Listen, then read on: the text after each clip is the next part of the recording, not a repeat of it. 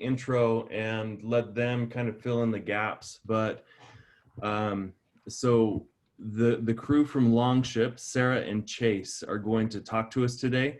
A couple weeks ago, we talked about sales funnels and sales flywheels, and that was really educational for me. And they had some great input on how that works, and their business is a lot around automation and the client journey and being able to build that. And so I want them to give a little bit more background, fill in the blanks there, Chase and Sarah, but you should have control of the screen and take it away.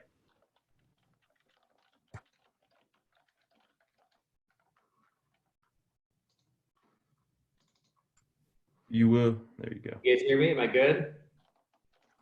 Yes. Thumbs? All right, all right. So I'll give a little bit of background about us. So I've known Clint and Sarah for about 9 years. We've been working together at multiple companies. This is Clint and Sarah right here. Clint's a manly man. He's like a Viking warrior, hence the Viking boat on our t-shirt here. Like our brand's an extension of his masculinity. This is our Jake Mendenhall.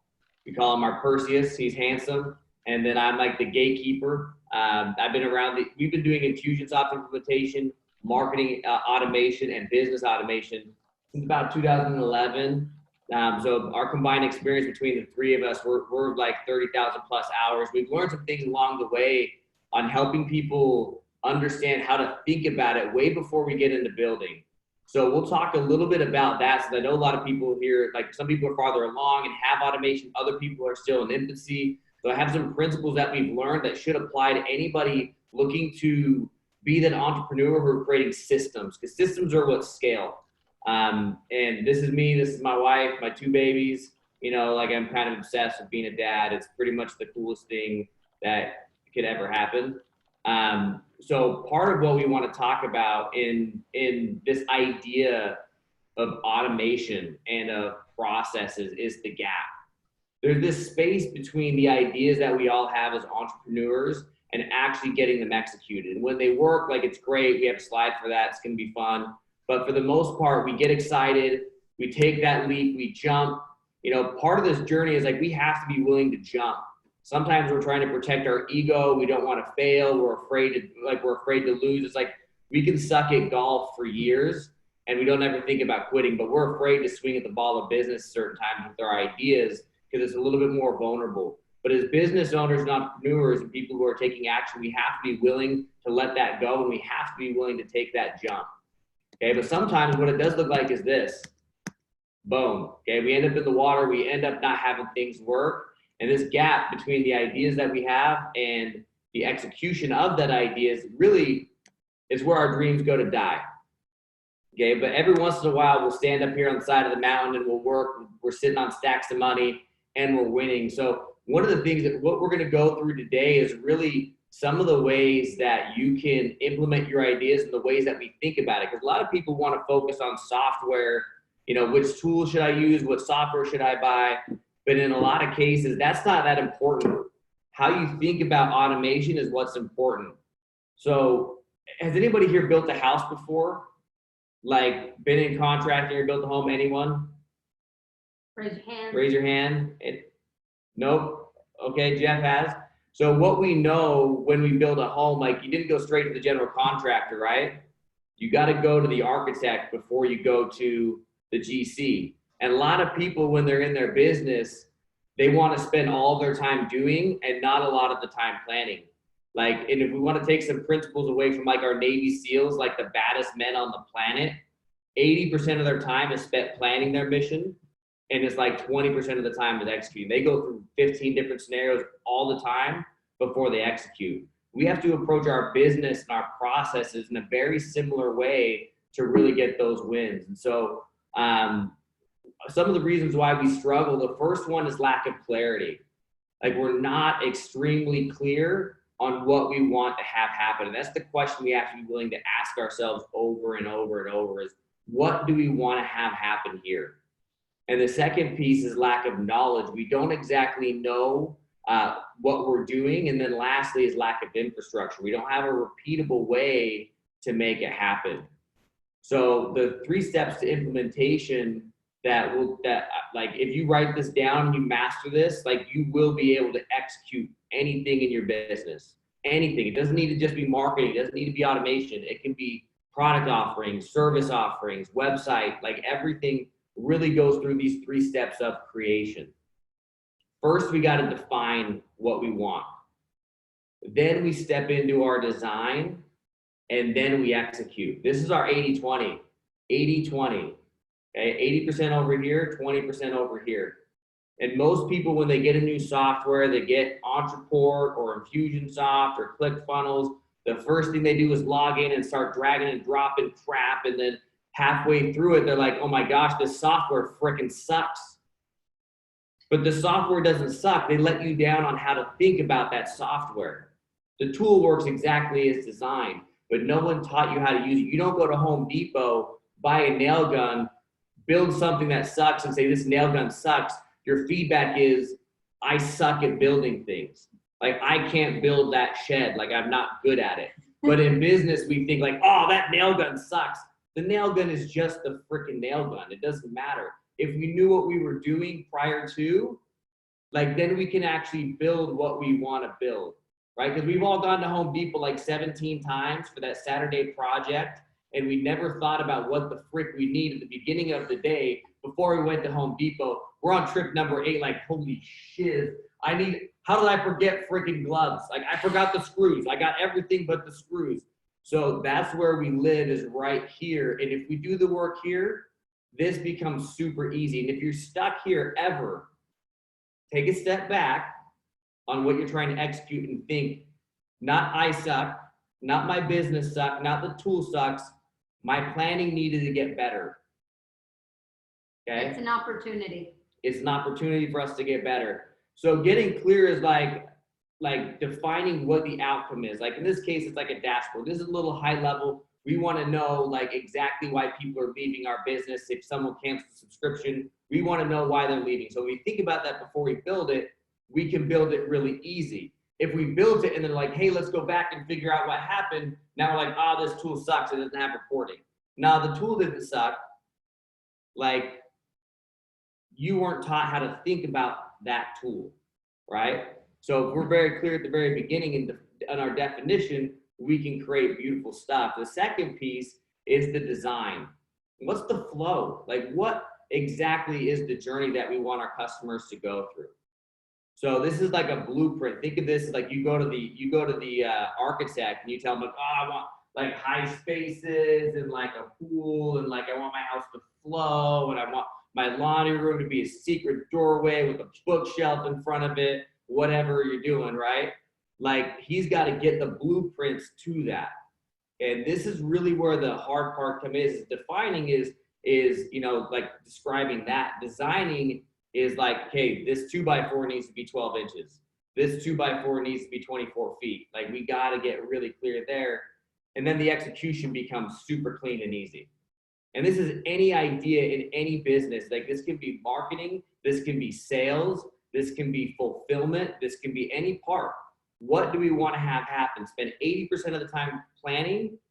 And it's like, you know, just like we've learned from all these self-help books and stuff, is like, if I'm going to cut down a tree, I'm going to spend 5 hours sharpening the axe. Well, if I'm going to build a funnel, I'm going to spend 4 hours strategizing and plotting it out before I get there. And then when you call tech support these tech companies and say, hey, here's what I'm doing, here's the feature that sucks, you're going to get great feedback. But if you go in saying, yeah, I'm trying to build a deck and like the hammer won't work, it's like, okay, we'll put it in this way. Like, they have no idea like where you're trying to put that nail to really give you feedback. So usually their advice sucks. And the advice sucks because they're focused on the tool, not the strategy. So if we're clear on our strategy, we can be clear on the tool that we're getting support on. And that's really where, you know, we find that like some of the magic happens is making that stuff go through, right? So that's the last step, is execution. And then really the 3 steps to implementation is we organize, optimize, and customize. We learn so many things through webinars and like automated funnels and all these different things that we're doing. Like, all these people teach so much, and so much of it is like over here, this complex, sexy, buy my stuff for like $5,000 or $10,000 or $20,000, your life's gonna be fine. Like, that's not how it works. Like, this first step that we got to do in most business owners fail here. If they don't organize right, they can't optimize right. If we don't have a structure in place from the beginning, we can't get better. So if we organize right, then we can optimize and then we can customize. But the first step is get version 1 done. Like, organize it, think about it, plot it out, and then go live. You'll learn more the moment you push go than any other time. So we got to be willing to fail, push go, get the feedback and see, okay, where in my planning process should I adjust my plan, and then go back out there and do it again, and then we optimize. Let's see, do I have any questions come through for us real quick on the chat? Frickin' count 4. Ah, you sucker. Ah, I gotcha.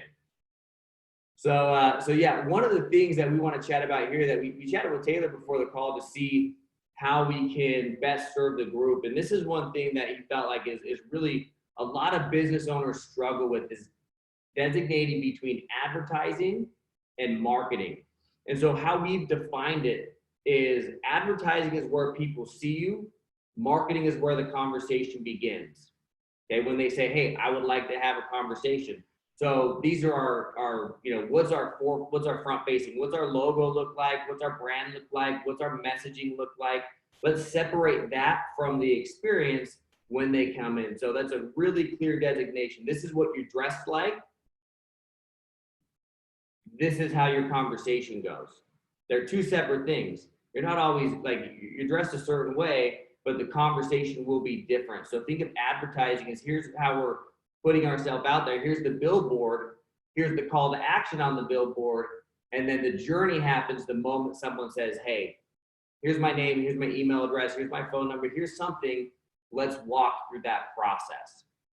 And so one of the second keys to executing in this is we do everything like Legos. Anybody here have kids? I know Taylor's got kids. I got a couple babies that are rolling into Legos. Like, if you open up a box of Legos, you pop that top off and you pour it out, they all come in individual bags. And that's what we have to do in our business, is treat it that way. Treat the individual bags so we can build cool Lego stuff like this, right? This was like 40 different bags that we built one by one and then reassembled. But we had to build each one from front to back before we moved on to the next. And sometimes as business owners, what we do is we try and go from here to here every time. We're thinking so big. But if we can chunk it down into Lego blocks and be laser focused on that one thing, then we can finish it off and move to the next. And I always tell people, work from the fulfillment of your service or your sales and then go backwards, right? Make sure if you have an ad campaign that crushes, that you have a sales team or you can sell, and you have a fulfillment that can actually get success. I worked in an orthodontist practice for a couple of years. We grew up from 3 million to 4.5. And what we found was that we did not have enough employees to fulfill on that many people. So our service machine was broken. We had to do some fixing and some scaling to make that happen. Because what we thought we needed was sales. What we actually needed as well, along with sales, was a system to onboard and train new staff members. So we got to make sure that we can actually deliver and our processes there actually work. And then lastly, like hiring and onboarding, we don't need to get too deep into that. 3 critical campaigns. Everybody talks about marketing. There's 3 campaigns that we see every single business owner need. Number 1 is an indoctrination campaign. Everybody wants to do business with people they know, like, and trust. Let's let them know who we are, why they should like us, and why they should trust us. And like a key on that one, don't sell in that. I realize like there's ABC, always be closing. This is inception marketing. This is placing, like Nike, you always associate Nike with shoes. You want your business to be branded as that particular thing. When you think of automation, I want you to think of Longship. I am not selling in this. I am marketing. It is, yeah. There is a difference. Yeah, we're connecting right here, definitely. Like, there's always, like, this is the heavy focus on who we are and why you should care about us as people in our business, not like, hey, buy our stuff, here's all of our results. That happens in other parts of our journey. Second campaign is a cross-sell or a downsell. For example, we have a webinar that we do every Wednesday that's very heavily focused, like deeper content than what we're going through. It's about 45 minutes deeper into everything we're doing on this stuff. And if someone doesn't join up and jump on a consultation call with me, we have a second webinar where we talk about copy, where we talk about content. It's a cross sell that leads them really to the same place, which is to me, but it's a different method. Maybe they didn't connect with this method, they might connect with this so that we can do business together. And then lastly is a long-term nurture. You know, let's find a way to stay in touch with people no matter what. If we paid or we're in contact with them, let's have a sequence that happens every single time for the next 90 days that continues to add value and connects with them. So the 3 campaigns that every single business owner is going to need no matter what the model. And a lot of times we overlook those because like, oh, my business model is different. Like, no, it's not. Like, oh, I'm bureaucratic. I'm dealing with like a bureaucratic business decision. They still want to like you. They're so used to having robots talk to them that they still want to know, like, and trust you. And you will see conversion numbers go up if we talk to them as people. So that's really what we wanted to go through today. That we felt like it served the group, and then kind of open it up, Taylor, to Q&A, or if you have any questions or anything that like you think could serve the group, like what should we go from here? That's awesome. Thanks so much. That was really insightful for me. One of the questions I wrote in the chat was if one of the group here was to pick one of those boxes to start on today, what would you suggest, and how would you suggest they unpack going from advertising to marketing and to the next step? So like, we're always got to start with clarity. Like, what do we want to have happen? So if our advertising campaign is to get someone to opt into a webinar or opt into like a free report or whatever, and the goal for that free report is, go ahead, you were going to say something. Rather than talking abstractly, I like to jump into like what's going on with the group. So Jeff Holman said he's got a webinar this week. Let's walk through what that would look like for him, if you don't mind, because then we can just like ask some questions and like, are you okay with that, Jeff? I'm putting you on the spot. Sure. I've got 6 brothers and sisters. You can pick me apart all you want. Got it. So Jeff, how do you get traffic to this webinar? So I send out messages on LinkedIn, or not messages. I send out posts on LinkedIn. I post in a couple of Facebook groups. I shared it here, and I'll share it at a thing tomorrow. And then I have emails for existing clients, some past clients, and some potential clients that I'll send out to for some of my webinars. And that's usually the lists that I'm going to. Okay. And how often do you do these? Have you done a few of them? We've been doing about every other week, the webinars. How many people registered? For this one, including the people who've registered just this morning, there are about 5. So not many. Okay. So so to go from do you have a registration page set up? Like, I know you use Entreport, right? Like, yeah, I do. The link is actually in the chat, up at the top of the chat. There's a registration page there. Okay, cool. Do you care if we look at it so we can? What's that? You don't mind if we look at it? Okay, clean. No, it's public, so it's clean, easy, and forward, right? So let's pull this over so everybody can see it. So the difference between, for us, how we're differentiating this. You got to share your screen, Chase. I'll share. I just wanted to pull it over the right one first. So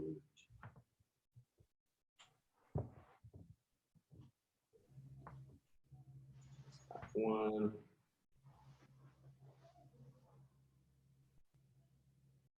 So the key, so we have this page, virtual meetup for trademark and branding. We're going to give free information. Hopefully the right people will say, hey, you know what, I'm interested. Let's have a quick conversation. Other people are gaining information and gaining goodwill with you and connection with you. So to go from advertising is like, okay, this is when they've taken an action. Like right now, your advertising is like, it's pretty much you. It's you going out, being in front of people, putting them to this page and seeing if they want to register. The difference would be, okay, what would get them to this page? Are we going to post it up on Facebook? Are we going to drive an ad? Are we going to do a lookalike audience? And what would we do to get them to click to this page? Like, what would the message be for them to click on the link to go here that doesn't require you, or it can require you, right? But like differentiating between like the journey starts when they hit this and say name, email address, phone number, they put in their information and click go. That's where it is. Before that, it's all brand management and making sure that the message is in front of the right folks. So Yeah. the advertising piece is like, what's the post on Facebook? What's the ad on Facebook? What are we doing there? Like a lot of people like differentiating that, like, is our advertising working or is our marketing failing? Right? Like if someone's registering for this and they're not showing up, our marketing's failing. If someone's hitting this page and they're not signing up, our advertising is failing. Does that make sense? Does that differentiation help? Yeah, it does. And I'll say I haven't done any real, in that sense, I haven't done any real advertising to kind of push it out to the general population. It's really just reaching Yeah. people So I've got connections. follow the flow then. So once they sign up, that's when they enter marketing. So once they registered. Now in there, do you have a follow-up sequence, whether automated or by you sending out reminders? How are you reminding people to show up?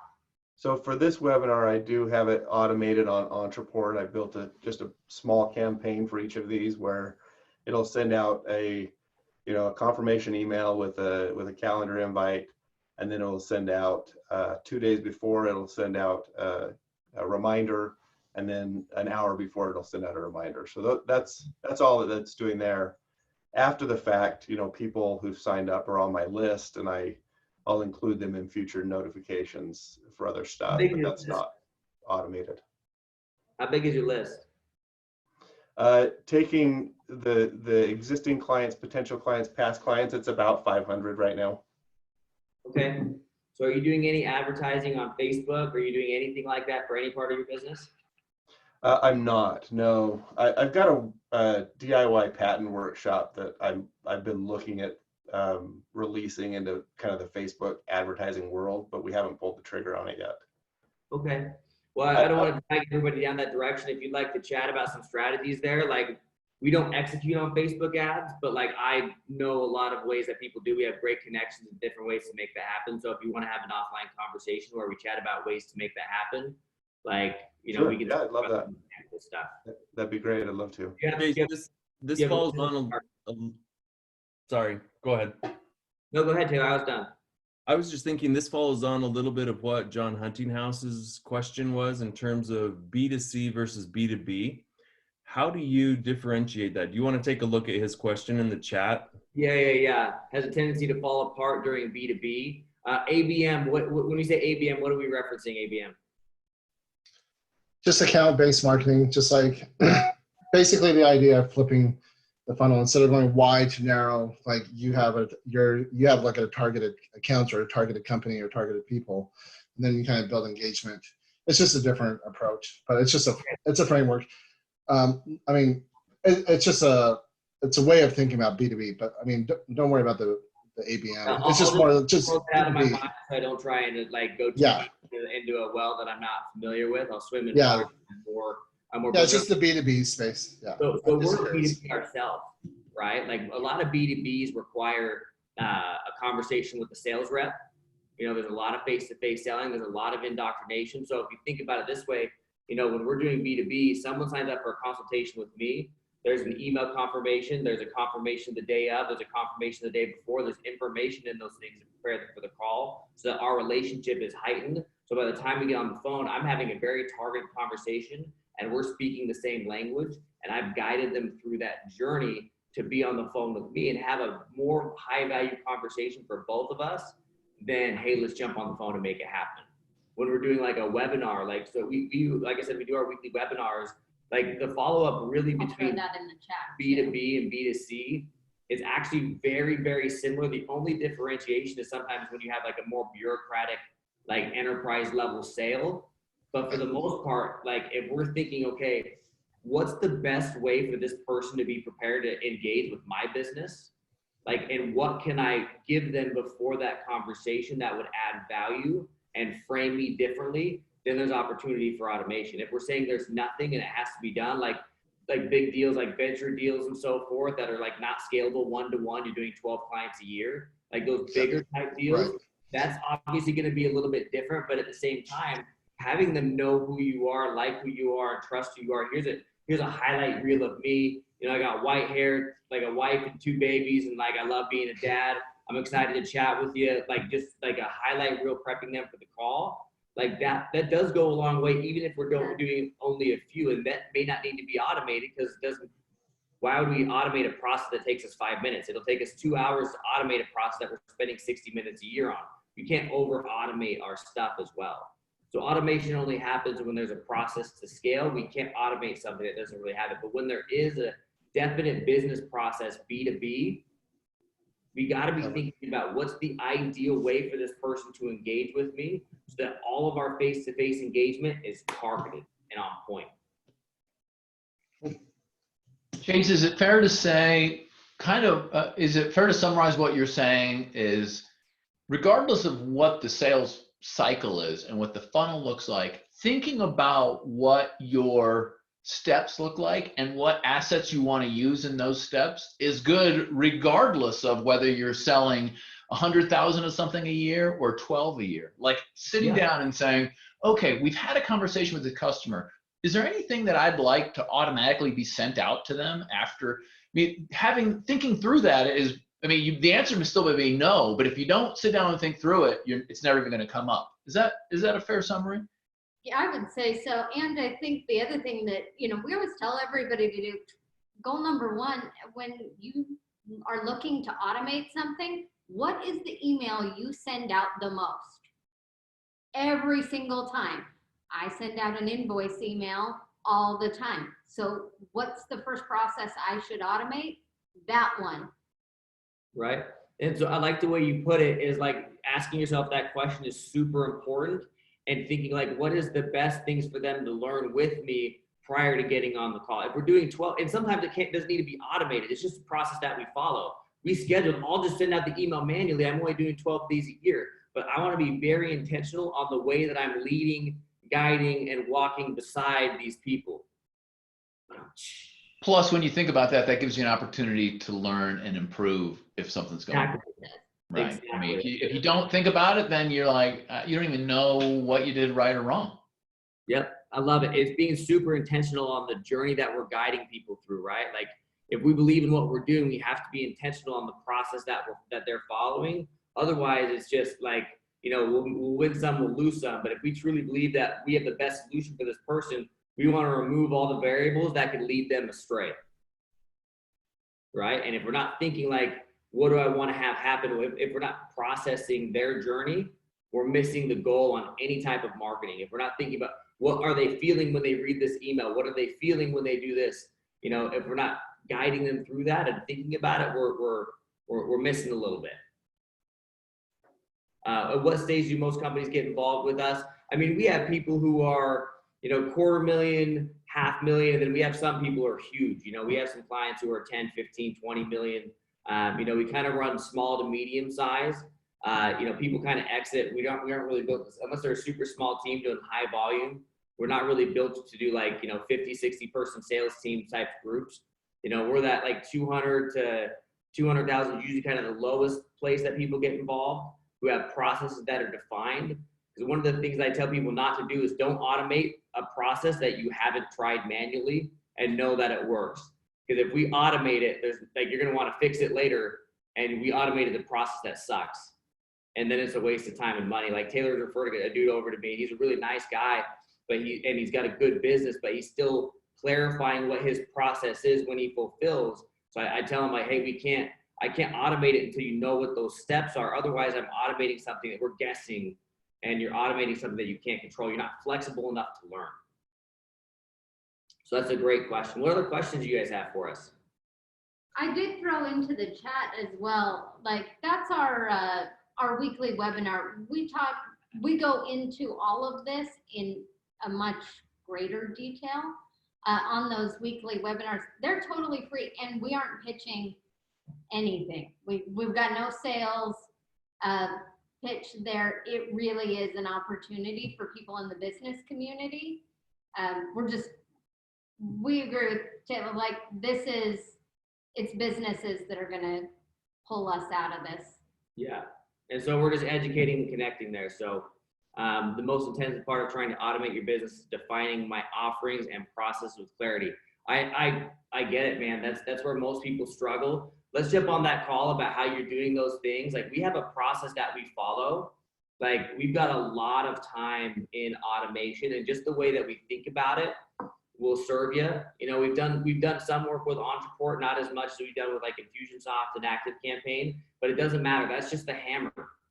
Like the way that we're thinking about it is really the key that we found in implementation, is understanding what that looks like, and it's a skill set because this is all we've done. So let's jump on a call, Jeff. I think it'll serve you for sure in dissecting. You know, we had that slide where it's like advertising, marketing, sales, fulfillment. We can get those boxes built out for you so you can have a clear picture of what those campaigns look like. Do you have a scheduling link to go in there? That link led to oops, page not found, Sarah. Oh, it's probably my typing. Oh, it showed up for me. It showed up for me too. Okay. Oh, okay.